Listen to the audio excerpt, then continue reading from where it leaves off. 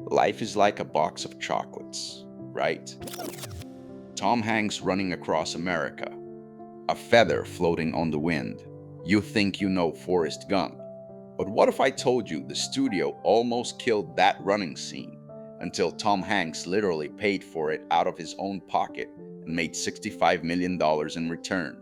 What if the voice that defined the character came from an 8-year-old kid from Mississippi who never acted before? What if the film that made 678 million worldwide somehow lost money according to Hollywood's magic calculators? Behind the Best Picture winner that made audiences cry and laugh in equal measure lies a production that almost fell apart multiple times. There was the actor who had to wear blue stockings so visual effects wizards could digitally erase his legs frame by frame. The real Vietnam War rosary that connected a fictional character to actual sacrifice. The restaurants that wouldn't exist without a fictional shrimp company.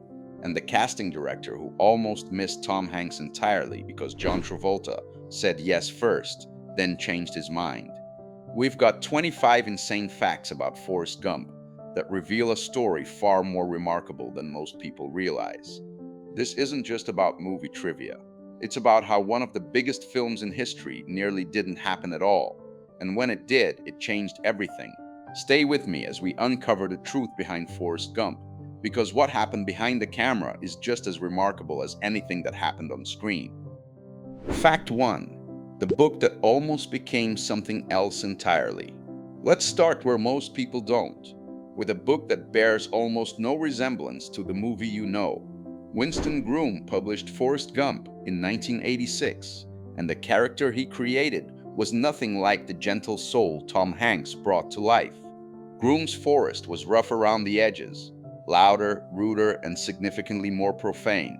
When the New York Times asked Groom who he envisioned playing his character, he didn't say Tom Hanks. He said John Goodman. Let that sink in for a moment. Picture Goodman's bigger, bolder presence in that role. The studio brought in screenwriter Eric Roth to adapt the novel, and he made a crucial decision: sand down those rough edges. Groom himself later acknowledged that the film had sanded down the rough edges of the character. They made Forrest quieter, gentler, more innocent. They turned satire into sincerity.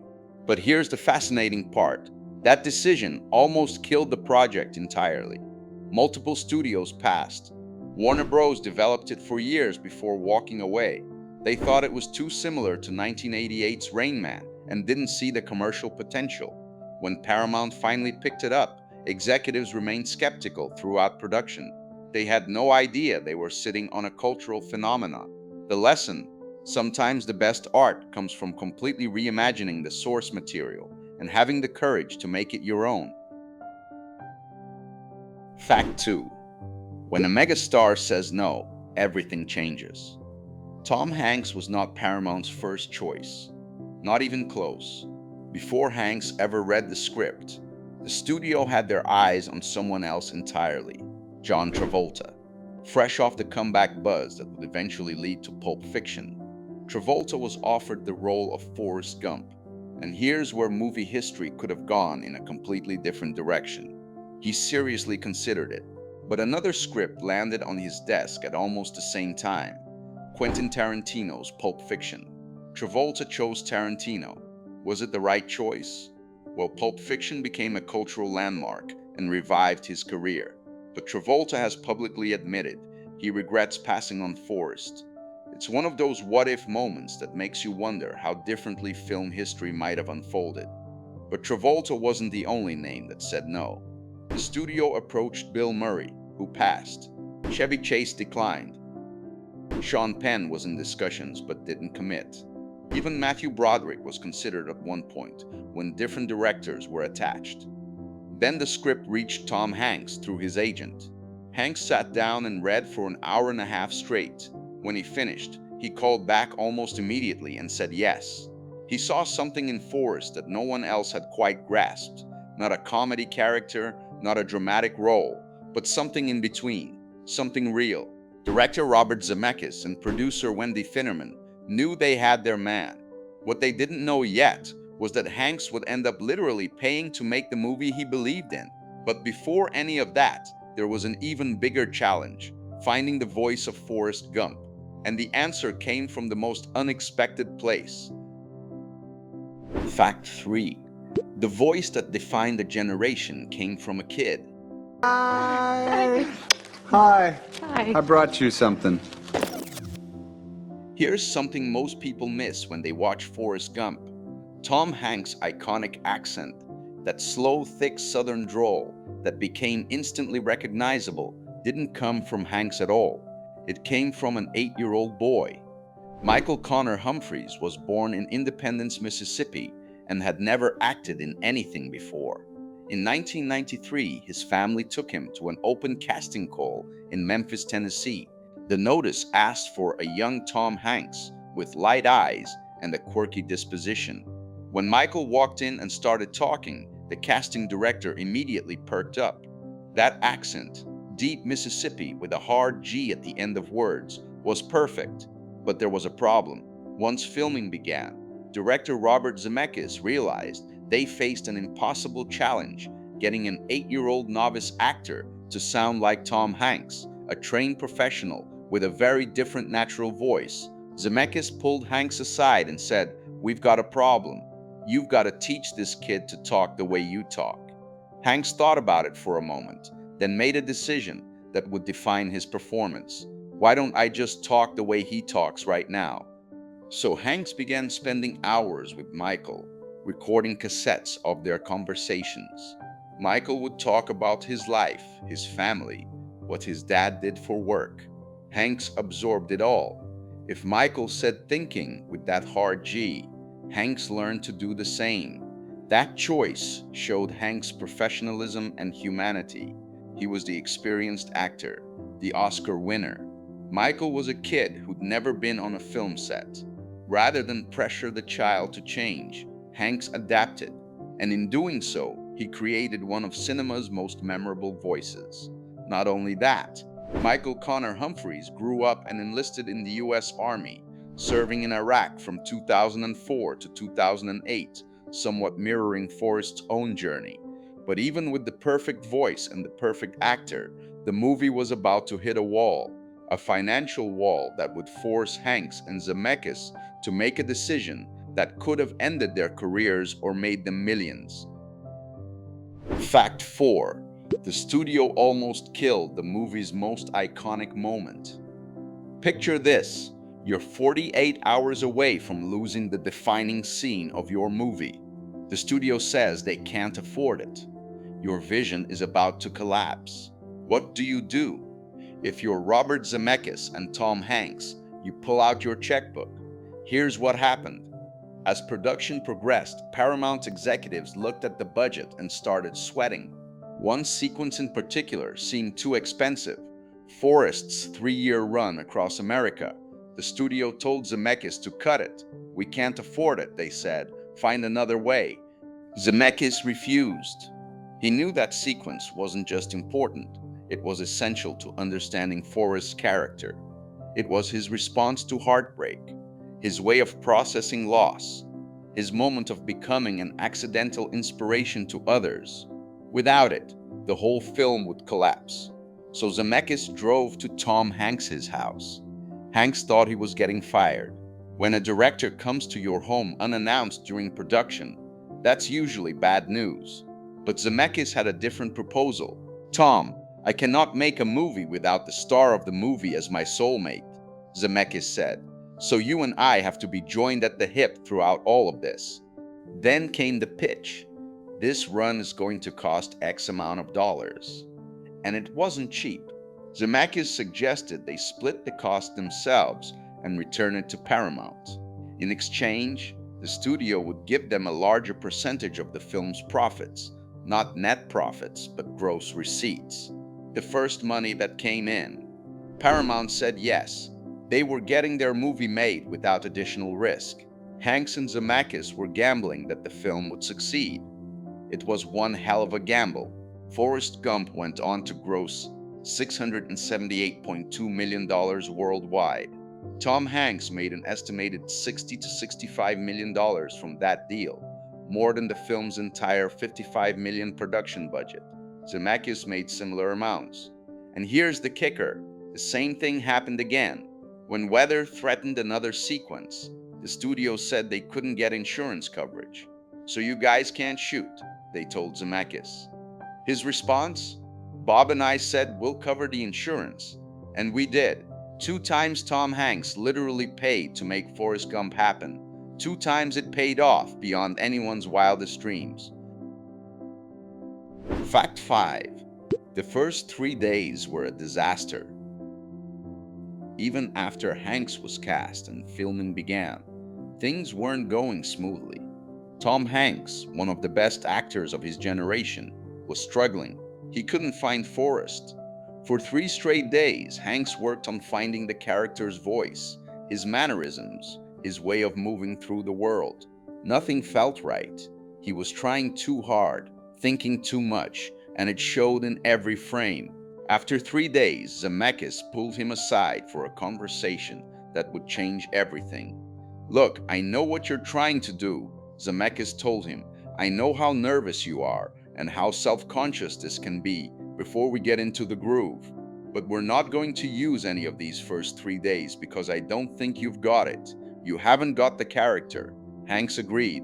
I don't, you're right. Then Zemeckis gave him the simplest, most powerful direction. Don't try so hard. That was it. From that moment, everything clicked. Hanks stopped forcing it and let Forrest emerge naturally. Those first 3 days of footage were scrapped entirely, and when they started again, they had their character. It's a reminder that even the best actors sometimes need permission to stop overthinking and just be. But the on-set challenges were just beginning. Wait until you hear about the age gap between Forrest and his mother that nobody noticed, and the family secret hidden in plain sight during every running scene. Fact 6. A 10-year age gap that Hollywood made disappear. Sally Field delivered one of the most touching performances in Forrest Gump as Mrs. Gump, Forrest's devoted mother. Her famous line, "Life is like a box of chocolates," became embedded in popular culture. She felt like the perfect maternal figure. Here's what most people don't realize. Sally Field was only 10 years older than Tom Hanks. When they filmed together, Field was 47 or 48, and Hanks was 37 or 38. A 10-year gap for a mother-son relationship. And here's the wild part. Just 6 years earlier, in 1988, they'd played love interests in Punchline. This became a famous example of Hollywood ageism, how women in their late 40s suddenly go from romantic leads to mothers, while male actors continue playing romantic heroes into their 60s and beyond. But Field herself has pushed back on oversimplifying this case. In interviews, she's explained that in Punchline, she played a character specifically written to be 10 years older than Hank's character. And in Forrest Gump, she portrayed 3 different ages: young Mrs. Gump when Forrest is a child, middle-aged, and elderly. The makeup and costuming team worked wonders. Still, the fact remains, one of cinema's most iconic mother-son relationships was performed by 2 actors separated by just a decade.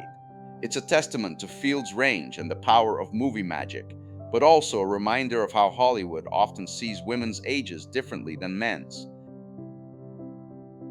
Fact 7. The running double was literally family. When you watch Forrest run across deserts, through mountains, along endless highways, you're not always watching Tom Hanks. You're watching his younger brother, Jim Hanks. For all those wide shots where Forrest is just a figure in the distance, the production brought in Jim to stand in. He looked strikingly similar to Tom from far away, and he studied his brother's running style, his posture, his movements. This wasn't just about saving money, though it certainly helped. Tom Hanks was already working grueling days filming close-ups and dialogue scenes. Having him run across the country, literally visiting locations from coast to coast, would have been physically exhausting and logistically impossible given the shooting schedule. So Jim stepped in and almost no one noticed.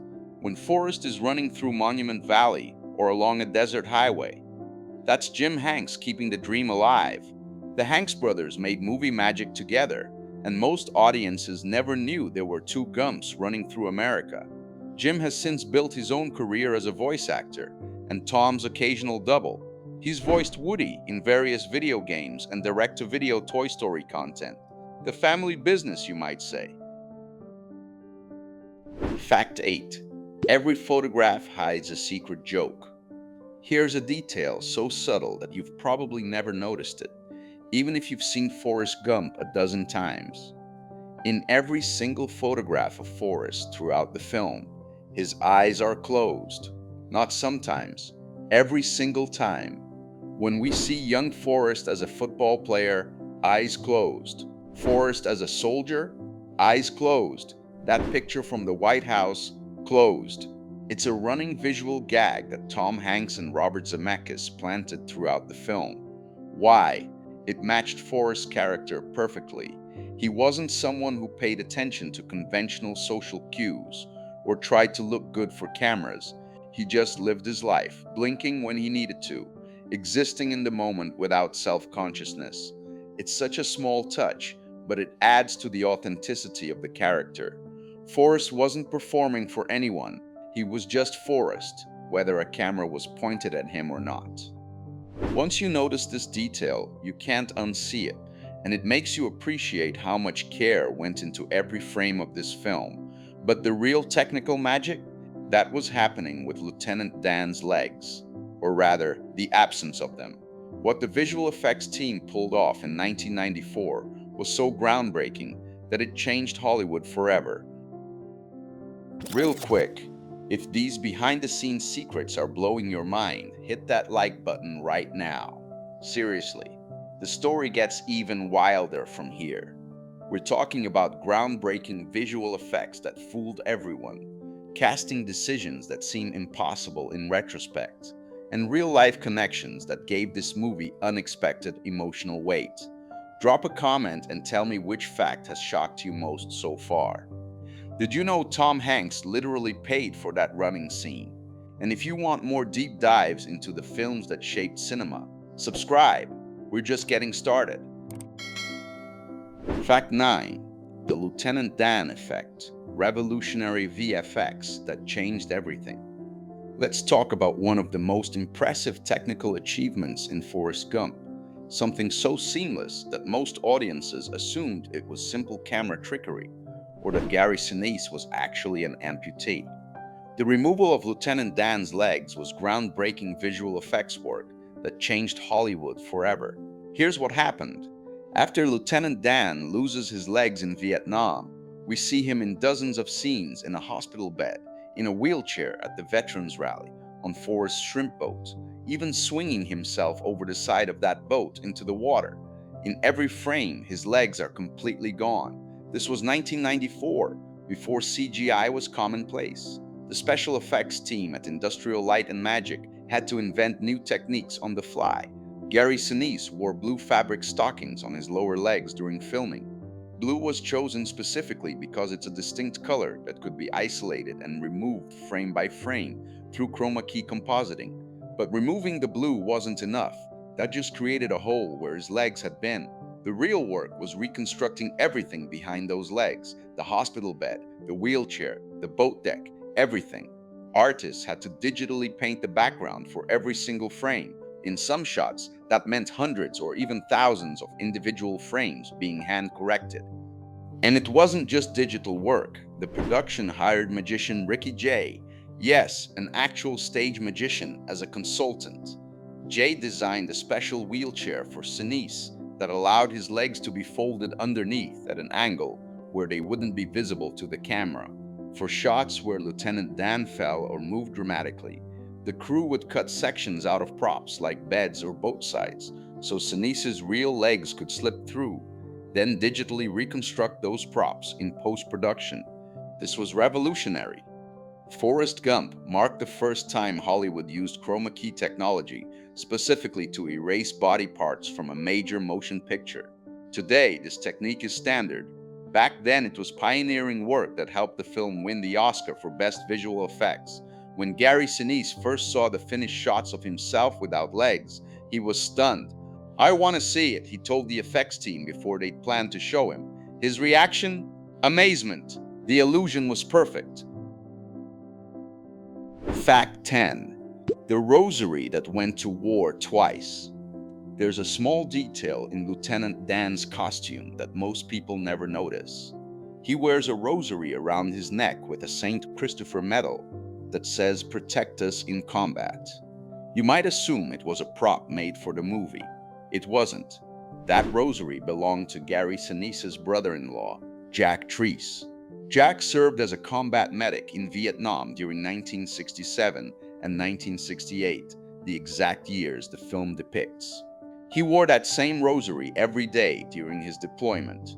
He wasn't Catholic, but he figured any protection helped. When Gary Sinise was cast as Lieutenant Dan, he asked Jack if he could wear the rosary in the film as a way to honor his service. Jack agreed. So when you see Lieutenant Dan in the jungle, resting by the fire, or struggling with his injuries, that necklace had been to war before. It carried real history, real meaning, real weight. Sinise has always been known for his work supporting veterans. After Forrest Gump, he founded the Gary Sinise Foundation, which has raised over $194 million for wounded veterans, first responders, and their families.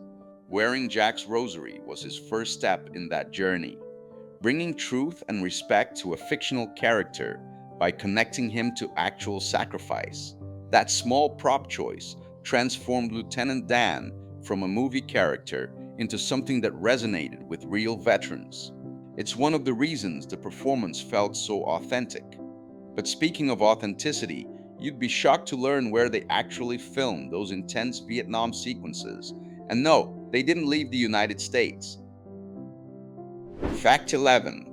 Vietnam was actually a golf course in South Carolina. The Vietnam War sequences in Forrest Gump are intense, realistic, and deeply moving. The thick jungle, the helicopters flying low over the trees, the chaos of combat, all of it feels authentic. Most people assume the production filmed overseas, or at least somewhere tropical. Nope, they filmed on what's now a golf course in South Carolina. The location was Fripp Island and surrounding areas near Beaufort, South Carolina. Back in 1993, the land that's now the Ocean Creek Golf Course was undeveloped enough to pass for Vietnamese jungle. The production brought in real Vietnam-era helicopters, the same models that had carried soldiers in and out of combat. But here's the problem with South Carolina. No mountains. Vietnam has dramatic mountain ranges in the background of many iconic war photographs. South Carolina is relatively flat. Solution? Add them later. After filming wrapped, the visual effects team digitally inserted mountain ranges into the backgrounds using computer-generated imagery. This kind of post-production landscape manipulation was still fairly new in 1994, and most audiences never noticed. The combination of practical location shooting and subtle digital enhancement created a convincing illusion. It's a reminder that movie magic often comes from combining real locations with just enough digital trickery to complete the picture. And sometimes you can turn a peaceful southern golf course into a war zone. Fact 12. The bench was a lie. One of Forrest Gump's most iconic locations is that park bench in Savannah, Georgia, where Forrest sits and tells his life story to strangers waiting for the bus. Fans have traveled from around the world to visit Chippewa Square and sit on that famous bench. Here's the thing, that bench was never actually part of the park. The production crew built it specifically for filming. All the real benches in Chippewa Square faced inward toward the center of the park. That didn't work for the movie. The camera needed to see the street, passing cars and pedestrians in the background. So they constructed a fake bench, positioned it to face the street, and made it look just like the real ones. After filming wrapped, that bench went to the Savannah History Museum, where it's still on display. Fans can visit it, take photos with it, and feel connected to the movie. But if you go to Chippewa Square expecting to find the exact spot where it sat, well, that spot never had a bench at all until Hollywood built one. Sometimes the most famous locations in film history are carefully constructed illusions. And speaking of illusions, the casting of one character almost went in a direction that seems impossible today. We're talking legendary rappers auditioning for a role that would define the film. Fact 13. When rappers auditioned for Bubba. Bubba Blue is one of the most beloved characters in Forrest Gump. Sweet, shrimp-obsessed, and deeply loyal. Mykelti Williamson brought warmth and humanity to the role. But before Williamson was cast, some major names passed on playing Bubba. David Alan Grier turned it down. Ice Cube said no immediately. Dave Chappelle passed. Each had their reasons, and one of them involved serious concerns about racial stereotyping. Ice Cube rejected the role because he felt Bubba was written as mentally slow and subservient, and he didn't want to play into those stereotypes. It's a completely understandable position, an actor protecting himself from being typecast or participating in potentially demeaning portrayals. Dave Chappelle's reasoning was different. He simply thought the movie would flop. He read the script and didn't see the appeal. He's since said publicly that passing on Forrest Gump was one of the biggest mistakes of his career. Tom Hanks heard about Chappelle's regret and later agreed to work with him on You've Got Mail as a kind of consolation prize. But here's the wildest casting what if. Tupac Shakur auditioned for the role. Yes, the legendary rapper and actor came in and read for Bubba. Tupac's wife, Keisha Morris, later revealed that they went to see Forrest Gump on their first date. We went to the Chelsea movie theater to see Forrest Gump, and then we ate dinner around the corner in an Italian restaurant, she said. He wanted to see Forrest Gump because he read for the part of Bubba. Tupac had already shown his acting chops in Juice and Poetic Justice, and there's even an audition tape of him reading lines for the role. But ultimately, he wasn't seriously considered. The part went to Mykelti Williamson, who gave Bubba a gentle soul that's impossible to imagine anyone else capturing quite the same way. Still, imagine an alternate universe where Tupac Shakur played Bubba opposite Tom Hanks. Film history could have been very, very different. Fact 14. The prosthetic lip that almost ended a career. Mykelti Williamson created an unforgettable Bubba. That protruding lower lip, those wide eyes, the gentle way he talked about shrimp. It all came together to make Bubba feel real and lived in. But here's what most people didn't know. That lower lip wasn't real. Williamson wore a prosthetic attachment to create Bubba's distinctive look, and that prosthetic nearly destroyed his career. After Forrest Gump became a massive hit, Williamson expected his phone to ring with new opportunities. Instead, he heard nothing. He'd appeared in 11 television shows before Forrest Gump, but afterward, casting directors stopped calling. The problem? The industry thought Mykelti Williamson looked like that. They assumed the prosthetic lip was real, that he'd been cast because of a naturally distinctive appearance, and that he wasn't really an actor, just someone who got lucky with one role. In 1997, Williamson spoke to USA Today about his frustration. I couldn't get a job after Forrest Gump. The industry didn't realize that I was wearing a lip device and that I was the same guy who had appeared in 11 TV series. Everything changed when he appeared on The Late Show with David Letterman. Television audiences saw him talk, laugh, and look completely different from Bubba.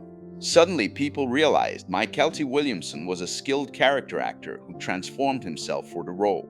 After that appearance, his career took off again. It's a bizarre cautionary tale. Williamson's performance was so convincing that it fooled Hollywood into thinking he wasn't really performing at all. The lip that made Bubba iconic nearly made Williamson invisible. But Bubba wasn't the only character who required physical transformation. Wait until you hear about the hidden details in Forrest's ping-pong skills and the wardrobe trick that tied decades of his life together. Fact 15. The ping-pong champion who never blinked. After Vietnam, Forrest discovers he has an unexpected talent, table tennis. He becomes a champion player, even competing in China. And if you watch those ping-pong scenes carefully, you'll notice something strange about Forrest's face. He never blinks, not once. This was completely intentional. In the film, a soldier gives Forrest simple advice. Keep your eye on the ball. Forrest takes that advice literally and seriously. So seriously that he doesn't blink while playing. Tom Hanks made that acting choice to show Forrest's intense, almost obsessive focus. But selling those scenes required more than just Hanks' unblinking stare. The production hired professional ping-pong player Tom Vick to choreograph the matches and teach the actors proper technique. Even though the ball was added digitally in post-production, the body movements and timing had to be perfect. Vick made sure every swing of the paddle looked authentic. The result? Ping-pong scenes that feel real despite being completely manufactured. Forrest's superhuman focus, represented by that unblinking gaze, became part of his legend. And once you notice he never blinks during those games, you can't unsee it.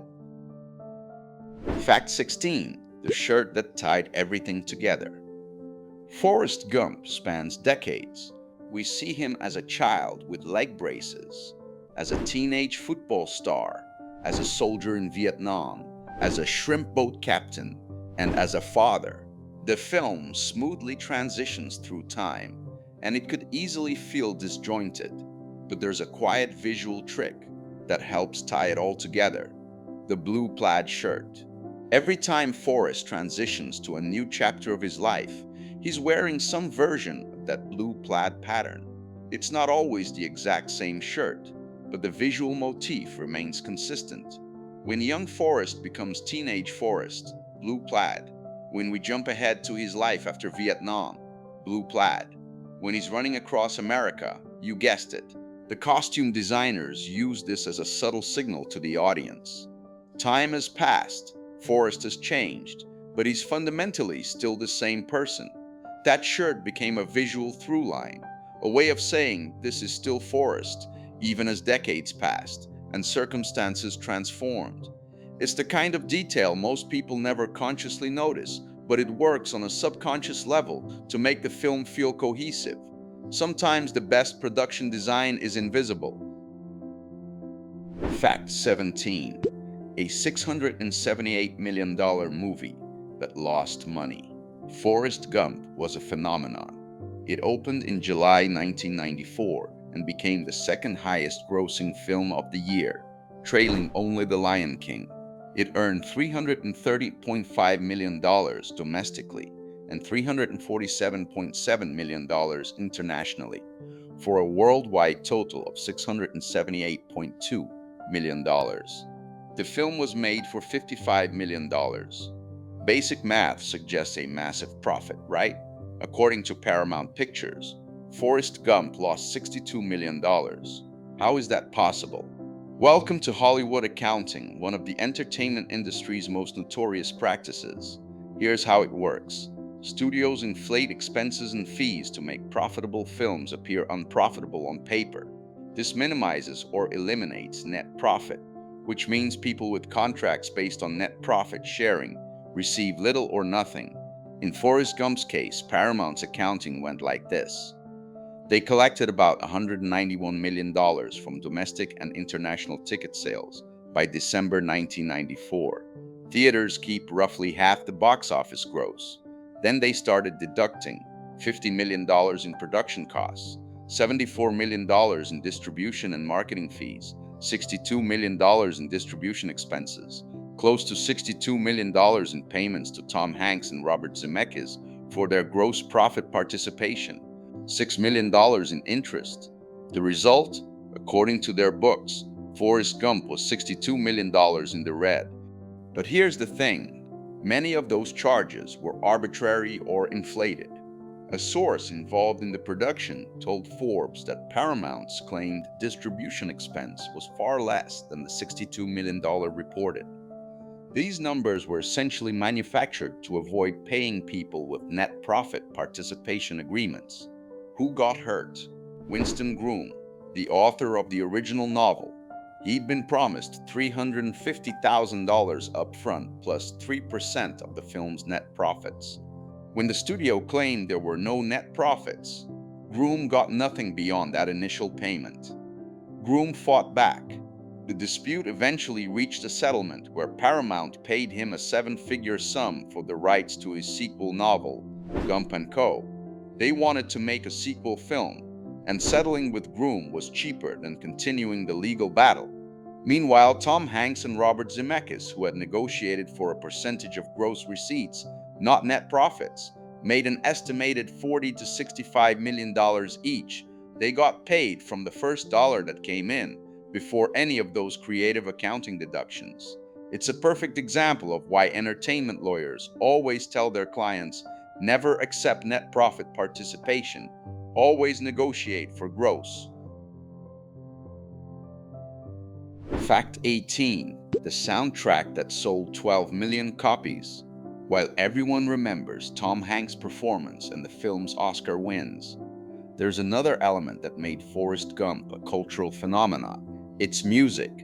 The soundtrack album, featuring classic American songs from the 1950s through the 1980s, became one of the best-selling movie soundtracks of all time. It sold over 12 million copies and peaked at number 2 on the Billboard 200 chart. Director Robert Zemeckis specifically requested that all the music in the film come from American artists. He felt that was the only kind of music Forrest would listen to. So the soundtrack became a journey through American musical history. Elvis Presley, Bob Dylan, Aretha Franklin, Creedence Clearwater Revival, Simon and Garfunkel, The Doors, and dozens more. Composer Alan Silvestri created the original score separately, crafting that iconic piano theme that plays over the opening feather sequence. His score earned an Oscar nomination for Best Original Score. That gentle, melancholic piano melody became as recognizable as any of the film's dialogue. The combination of period-authentic pop music and Silvestri's emotional score created a sonic landscape that transported audiences through decades of American life. You can hear the passage of time in the music choices alone, but the film's impact went beyond the soundtrack. The authenticity you feel in certain scenes, that's because the filmmakers made an unusual choice about who they put in front of the camera. And that commitment to realism would eventually inspire something nobody saw coming. Fact 19. Real shrimpers in the Gulf.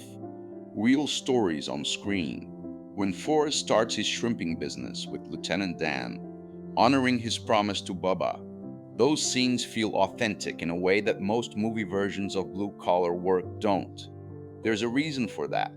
They were real. The production filmed out on the actual Gulf of Mexico, not on a Hollywood soundstage with water tanks.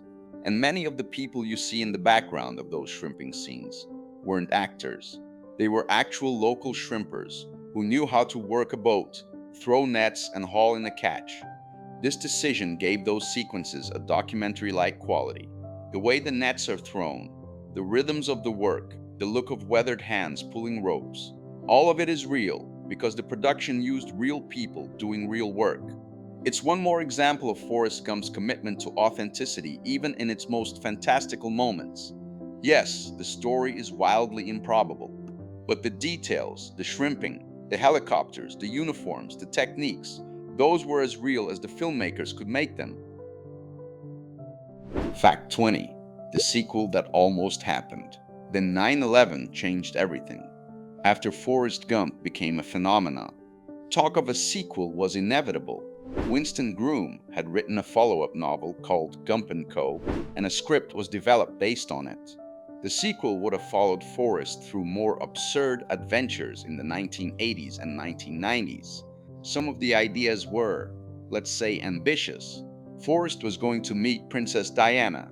He'd get involved in the Oklahoma City bombing aftermath. There were even plans for him to inadvertently inspire the Hanks for President campaign by dancing with Princess Diana, not in sources, but discussed in development. By 2001, a script was ready. Eric Roth had completed a draft. Tom Hanks and Robert Zemeckis were considering it. Then September 11th happened. The terrorist attacks on the World Trade Center changed America fundamentally. When Hanks and Zemeckis looked at the sequel script again, in that new context, the jokes and plot points that seemed fine before suddenly felt wrong. The world had shifted, and making light of terrorism or treating recent tragedy as fodder for Forrest's adventures seemed inappropriate. They made the decision not to move forward. The sequel has remained in what Hollywood calls development hell ever since, never officially canceled, but never actually happening. Given how perfectly Forrest Gump stands on its own, maybe that's for the best. Some stories don't need sequels. Some characters should remain frozen in time, sitting on a bench with a box of chocolates. But just because there's no American sequel doesn't mean Forrest's story stopped here. The film's impact spread across the globe in ways nobody anticipated, from Bollywood adaptations to real restaurants that shouldn't exist. Fact 21. The Indian remake that finally happened. While an American sequel never materialized, Forrest Gump's story did get retold in another country, India. Bollywood superstar Amir Khan spent years developing an Indian adaptation called Lal Singh Chadha. Khan loved the original film and wanted to bring that same feeling of hope and kindness to Indian audiences, reframed through Indian history and culture. The project took years to develop. Then the COVID-19 pandemic shut down production entirely, leaving many people wondering if it would ever happen. Finally, in 2022, Lal Singh Chadha was released. The film followed a similar structure, but placed its protagonist within Indian historical events rather than American ones. It was a fascinating exercise in cultural translation, taking a deeply American story and asking what it would look like if the same type of character moved through India's tumultuous modern history. It's a testament to how universal Forrest Gump's themes really are. Hope, kindness, perseverance, and love transcend national boundaries. The specific events change, but the emotional core remains the same. Fact 22. From fiction to fast food. The Bubba Gump Empire. Here's something that still seems surreal. Forrest Gump became so culturally embedded that a fictional shrimp company became a real chain of restaurants. In 1996, just 2 years after the film's release, the first Bubba Gump Shrimp Company restaurant opened on Cannery Row in Monterey, California. Entrepreneur Anthony Bolezzi had bought the rights to the name from Paramount Pictures and partnered with the Rusty Pelican restaurant chain to bring Bubba's dream to life. The restaurant was designed to feel like stepping into the movie. Memorabilia covered the walls. Menu items were named after characters: Jenny's Catch, Forrest's Seafood Feast. Tables featured trivia games about the film, and they placed signs on each table that servers used for communication. Run, Forrest, run meant you needed service. Stop, Forrest, stop meant you were fine. The concept was an immediate hit. By 2025, there are 33 Bubba Gump locations worldwide throughout the United States, Mexico, Japan, Hong Kong, China, Qatar, Indonesia, and Canada. In 2010, Landry's Inc. acquired the chain and moved its headquarters from Hollywood to Houston. But here's the most remarkable part of the Bubba Gump story. It launched Chris Pratt's career, the actor who would become Star-Lord in Guardians of the Galaxy, and Owen Grady in Jurassic World, was working as a waiter at the Bubba Gump location in Maui when he met director Ray Dawn Chong. She was impressed enough to offer him a role in a short film she was directing. That opportunity started Pratt on his path to stardom. So Bubba's Shrimp Company didn't just become real, it inadvertently launched a major movie career.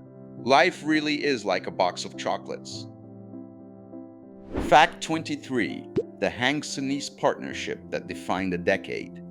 Forrest Gump marked the first time Tom Hanks and Gary Sinise worked together, and their chemistry was undeniable.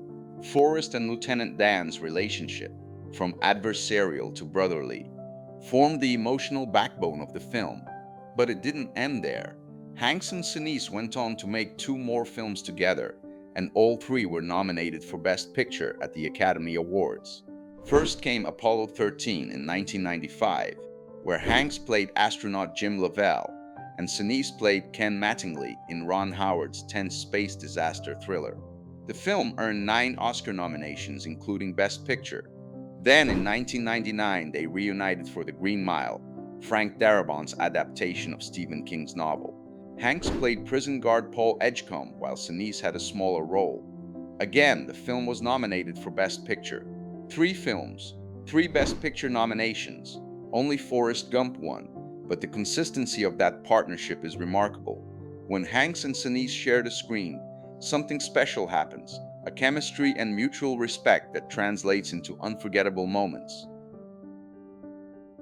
Fact 24.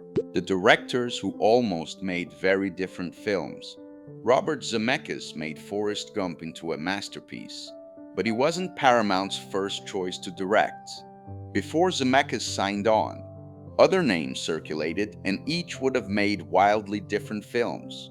The first director offered the job was Terry Gilliam, best known for Brazil and his work with Monty Python. Gilliam's surreal, darkly comic style would have created a Forrest Gump that emphasized the novel's satirical edge rather than its sentimentality.